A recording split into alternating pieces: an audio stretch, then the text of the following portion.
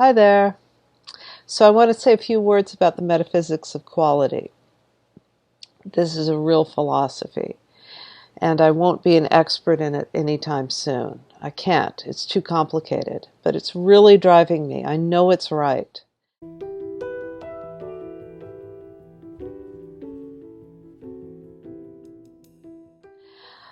If you want more information about this philosophy from people who know it better, I would go to MOQ.org, or Dennis Davis has pulled together a lot of really good stuff on piercingsjourney.com, and these are encyclopedic resources on Piercing.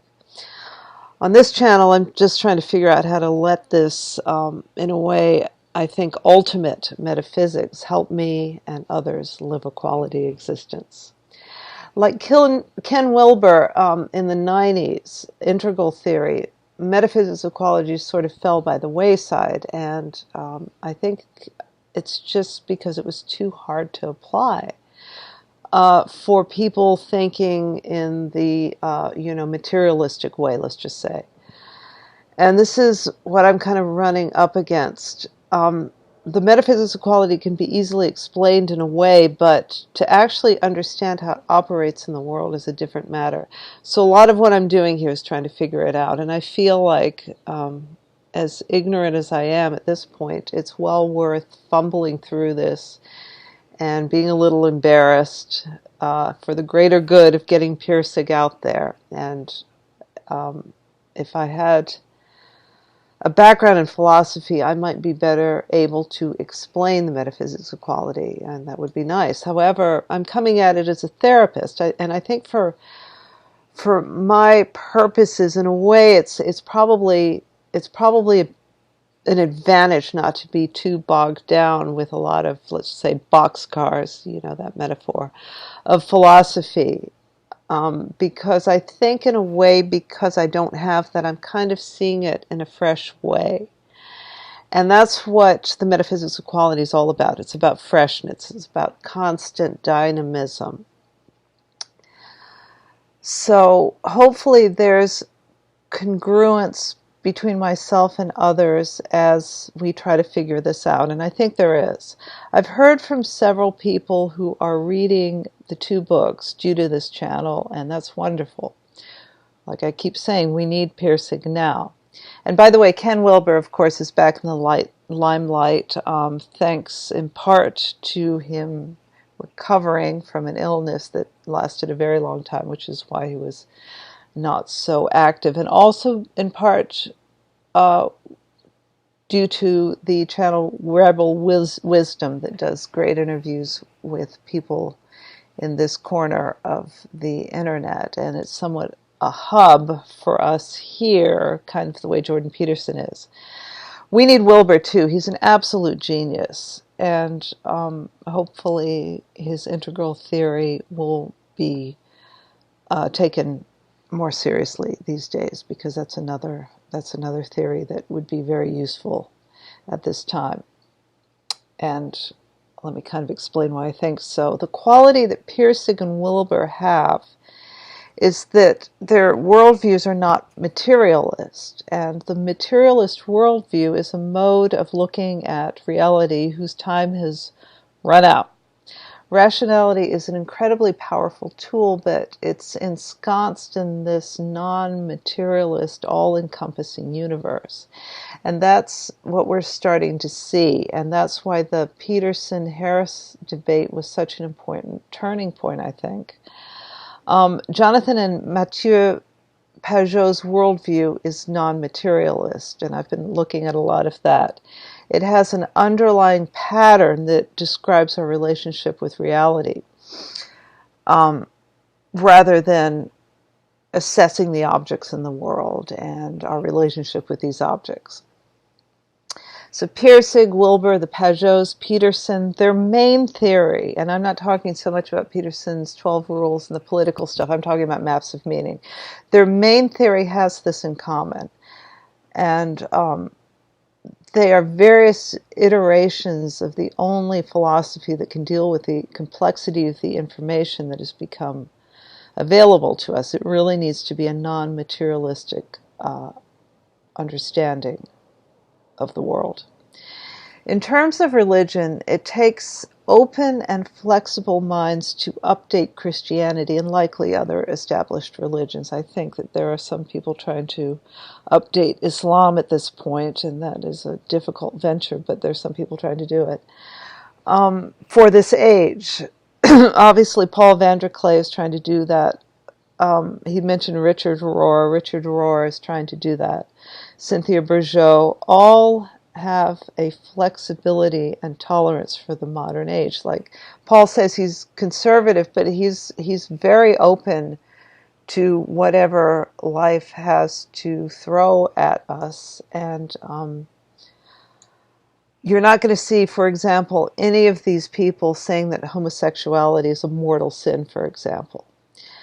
And as far as theologians go, I don't know enough about theology, but what I'm seeing is, I'm certainly drawn to C.S. Lewis, Paul Tillich, what I've heard about Owen Barfield.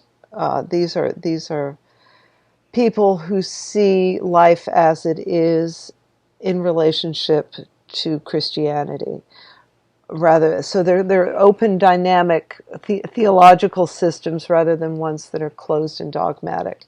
I've been told Karl Rahner is among them. I don't know if anyone knows that. They can let me know. And I'd love to know more, but right now I have to concentrate on Pirsig. This is really the opening to the well, let's just say. So the Vervaeke van der Klee dialogue addresses what is available to us right now to address this meaning crisis, and this is what we are kind of working on in this corner of YouTube, basically. A combination of identifying ageless patterns with a flexibility that addresses the actuality of existence as we see it today. These are some commonalities that are going on here. There are two key things we have to deal with today that we didn't have to in the past, and that is science and technology and how rapidly it's expanding and advancing exponentially, and the absolute equal value of all human beings. This is a concept that I don't believe has ever existed before this time.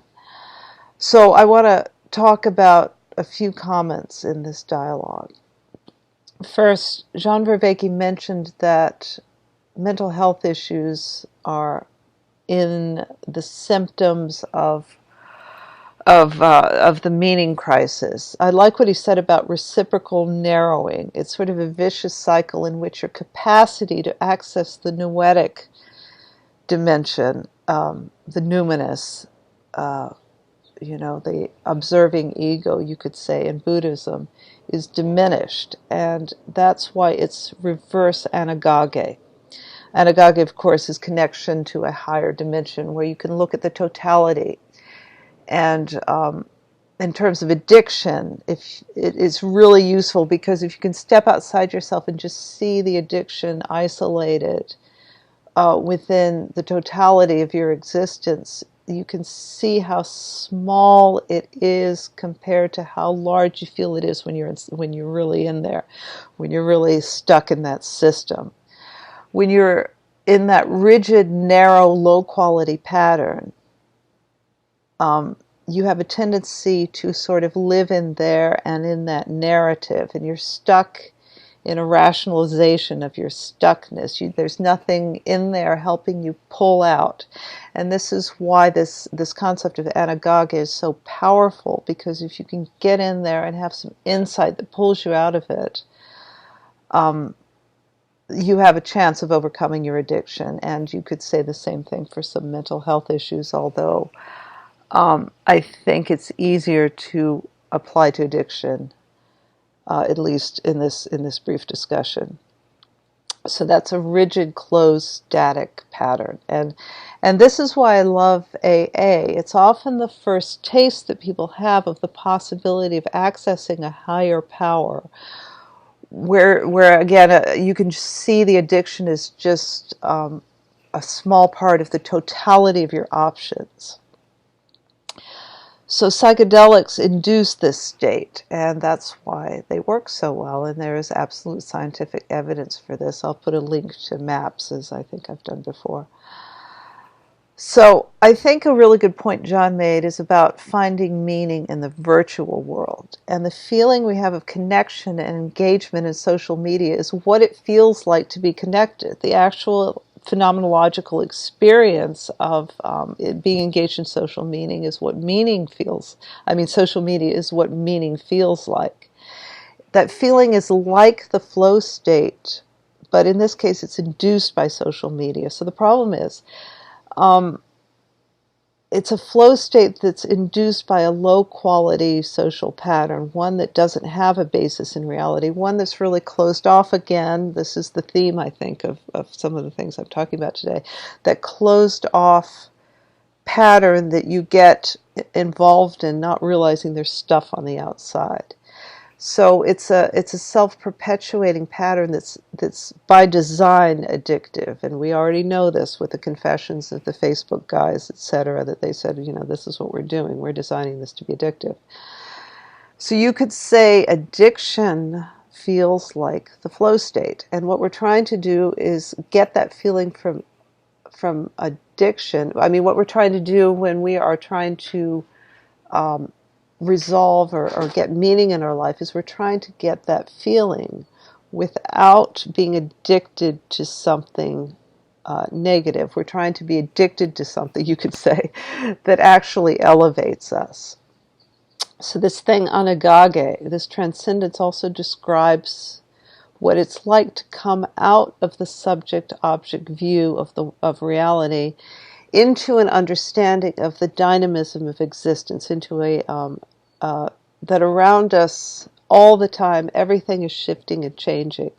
Buddhism describes this. In fact, Buddhism indeed says that if you stay in that subject-object rational worldview, you're going to suffer. That's where the suffering is. And this is, so what we're trying to do is move into a non-materialistic way of viewing things, and into almost a mystical consciousness all the time. I shouldn't say all the time.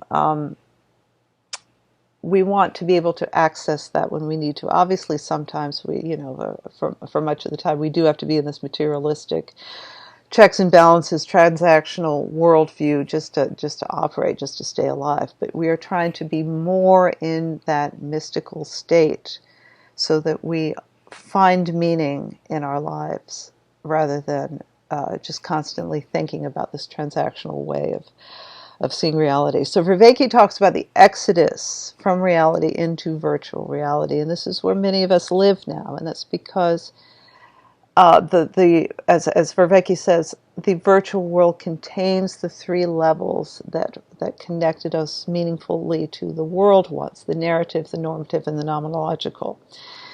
And it's true that when I think about these three levels within the virtual world, I can't see their coherence with the real world, but they do exist within this world. And that is, the narrative is you create, in the virtual world, you create a story about yourself where you're the actor, and that makes you feel meaningful within this meaning. This gives you meaning within the story. The normative is that you are doing this with other people, and nomological is there's a set of rules. So this really is a substitute for the real world, and it feels meaningful because these three levels are things that we are missing now in our modern reality, because there is just such a wealth of information that we don't know how to handle. So we kind of need to learn how to do that. And this substitute does that just because there's a way to simplify this information within this contained system.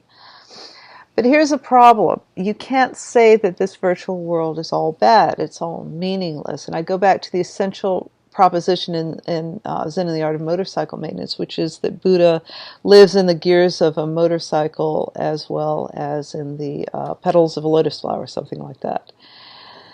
It's really our metaphysics that count more than whether or not we're living in we're visiting the virtual world. With the metaphysics of quality, or with a non-materialistic worldview, you can navigate in and out of the virtual world because you're not mistaking the input as objects to glom onto and manipulate into a false narrative. You're looking for dynamism, and this requires that you get information from the outside, and that you're using the virtual world as a tool to review, to connect. What we're doing here, we're connecting with each other in this world, but we're actually integrating information we're getting from the outside. We're getting from phenomenological reality, from reading, from talking to other people.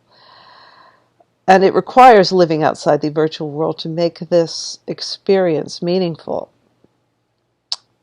So any system that's closed off is at best a tool. And I'll talk about that towards the end. Again, this is sort of the theme of this meandering video. So Paul and John Vervaeke they point to Pageau as being conservative, but also not conservative. And I agree with this, but in a slightly different way from what they say. He's conservative. I agree with him. He's conservative in the sense that he follows an ancient tradition. And from what I can tell, much of the practice of Eastern Orthodoxy is relatively unchanged. But what is different is the framework. The underlying pattern for both the Pageaus is this is the framework for the perception of all of reality. And this, as the Pageaus clarify, ongoing is not materialistic. It's not a subject-object metaphysics. It's non-dual, let's just say. And one can understand anything with an underlying pattern, not just most things. In the scientific or the rational, the materialistic worldview, you can sort of, it'll cover most things, at least it seems like, but there's a whole bunch of stuff left out. And remember that Pirsig said that the subject-object metaphysics leaves some things unexplained, and we call these platypi. So you just kind of push these under the rug and say, well, this is good enough. With a non-materialistic worldview, you can encompass everything. So you see the deficit of the materialistic worldview. So compare the fundamentalist Christian approach with Pageau's approach, and that's probably a good analogy, which is why the new atheists are the flip side of fundamentalism. And I would say what is radical about Jonathan's approach isn't so much that he's identifying the end of a cycle, because I would say that end of the cycle is actually sort of part of Eastern Orthodoxy and always has been the part of Christianity. It's the second coming.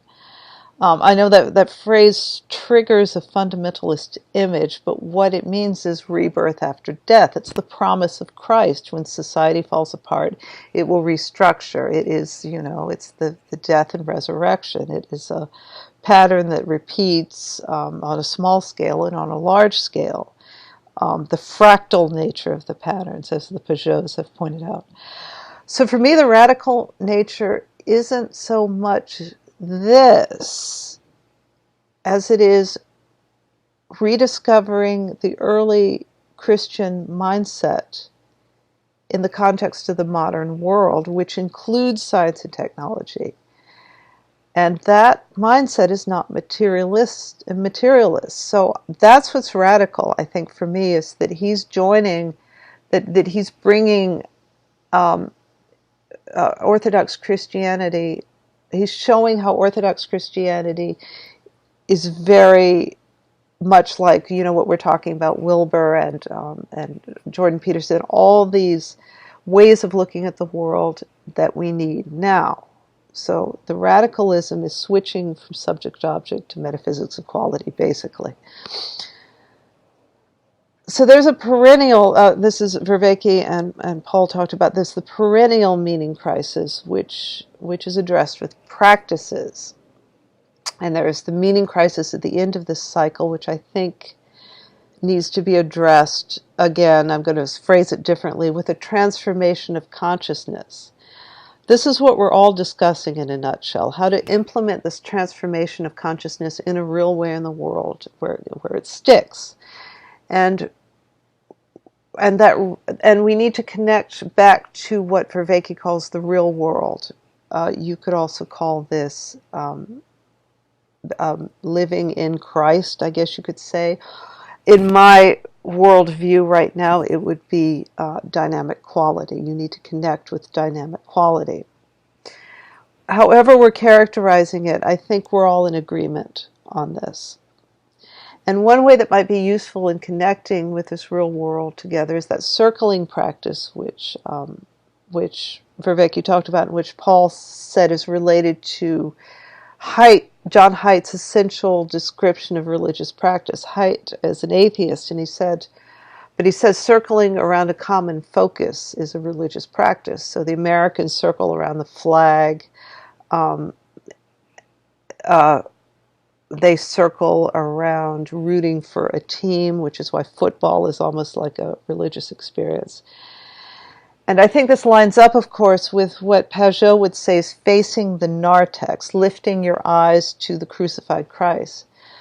And Pirsig might say that and this is, of course, ironically the one I'm least clear about, it would be being in relationship, it would be the front end of the train on the track of quality, and having that relationship with quality, always towards quality. The train moves forward. Meaning you're participating with reality in a dynamic way. So that's a little confusing, and I'm sorry. Like I said, in terms of metaphysics of quality, I'm working it out. So how would Pirsig do this with others? A high-quality social pattern is one that we don't impose our rational ideas on others. And this is where we participate with them in the flow of quality. That requires engaging with someone in reality now and dispensing with preconceived notions. And this is very difficult. You're going to find a similarity to this approach to human beings in most spiritual practices. You know, when Christ says, love your neighbor as yourself, participate with your neighbor on the same level. Throw out any judgment about him and just be with him as a person in the moment.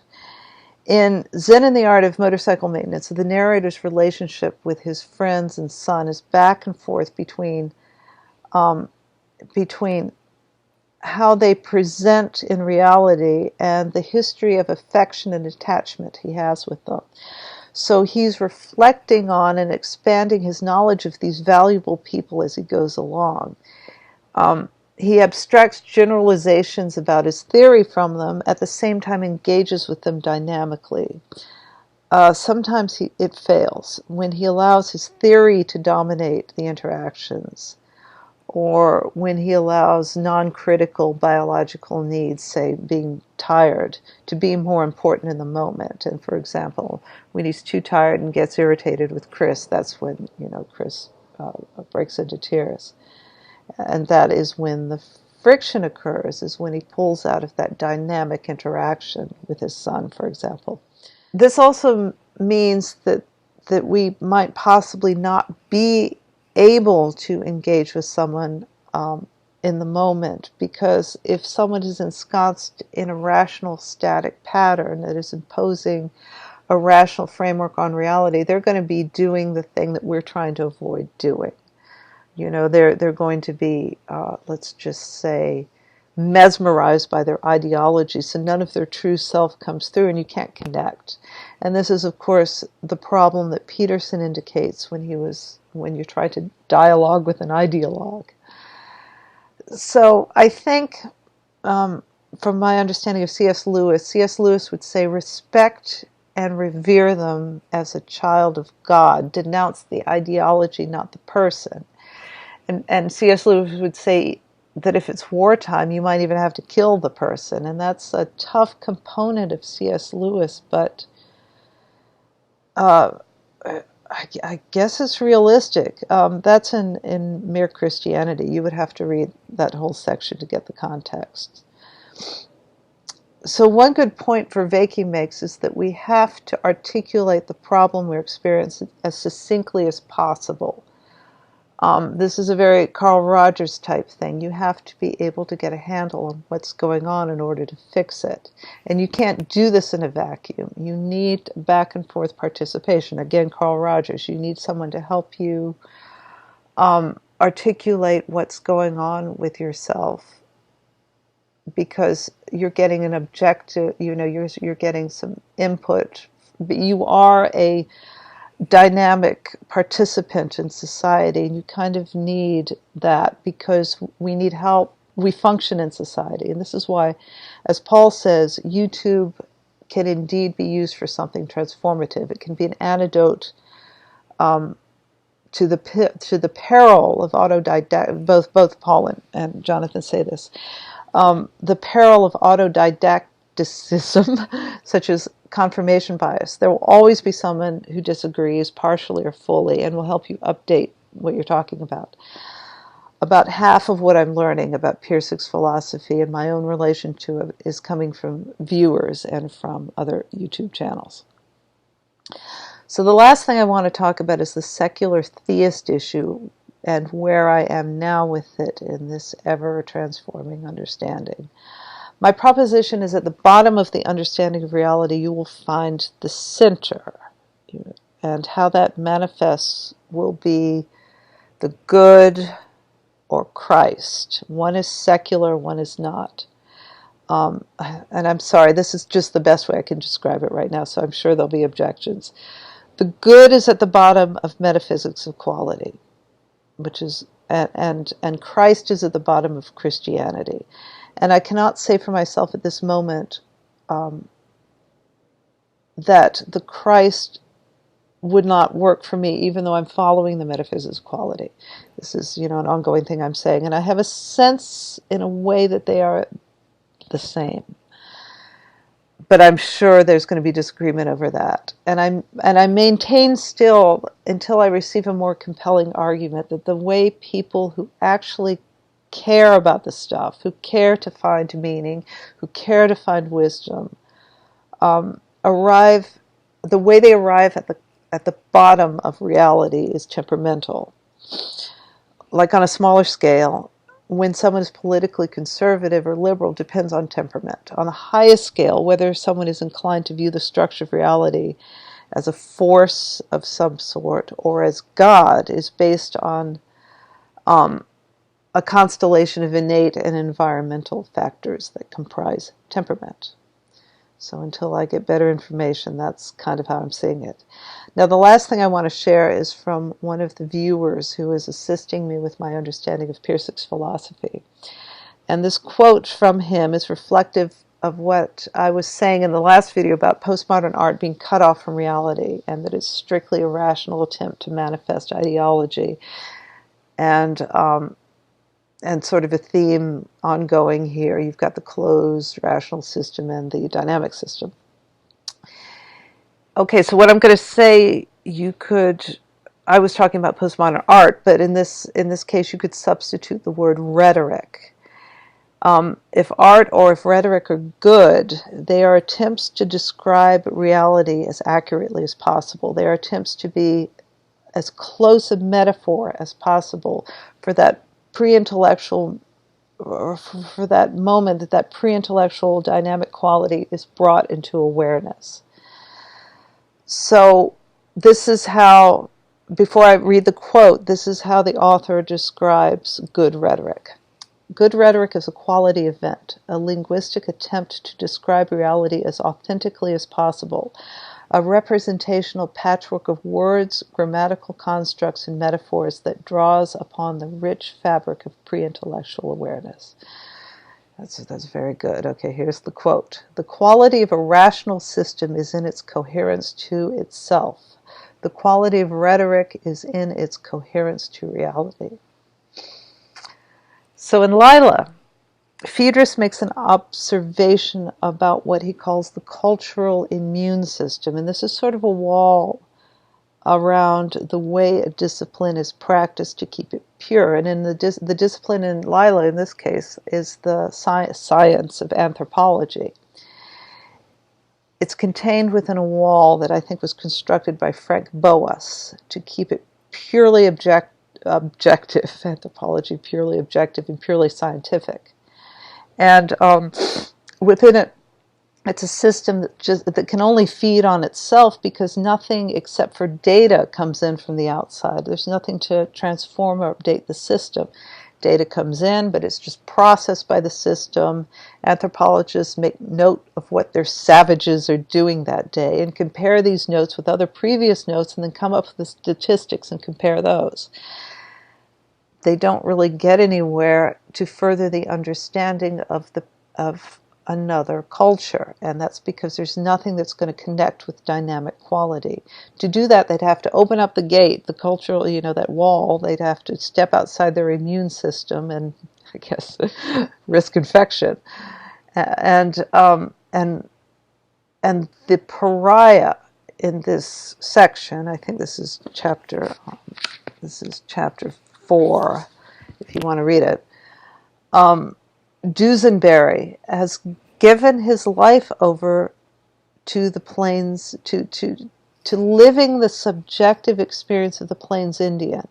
And that's the difference between a rational system and one that's fueled by dynamic quality. Which system, which approach, let's just say not system, which approach will get to know the Indians better? I don't think that's hard to see. Okay, so this same source pointed out to me that in the great interview Paul van der Klee just had with Mary, she points out quality in the way that Pirsig understands it, and this is about, or in the way that Pirsig conveys it, at about 20 minutes and 30 seconds. And she says that lack of perception is the problem in the context of C.S. Lewis, the lack of pre-intellectual awareness, the perception or the lack of access to the pre-intellectual awareness, the perception of the noble, of excellence, of arete, has been educated out of these chestless men, and they've been educated to believe that the rational materialist is all there is. Their quality detection has been educated away. And I agree with Mary that what Vervaeke is doing is humane. He wants to help people find wisdom and meaning in practice. We here want to find it, and I'm certainly grateful to what John can offer me to help myself and help other people doing the same, because he's trying to implement this in practice, and that's what I'm hoping to do too. That's why we're here. So I hope that made sense, and I will see you next time.